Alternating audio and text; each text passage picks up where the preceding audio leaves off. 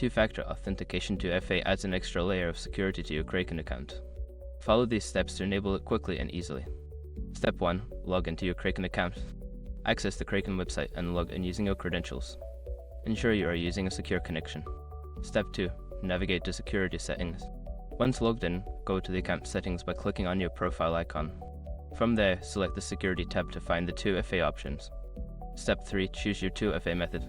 You will typically have the option to use an authentication app or receive SMS codes. Select your preferred method and follow the prompts to set it up. Step 4. Enter the verification code. If you're using an authentication app, scan the QR code provided by Kraken. Enter the verification code generated by the app or sent via SMS to confirm the setup. Step 5. Save your settings. After entering the verification code, make sure to save your changes.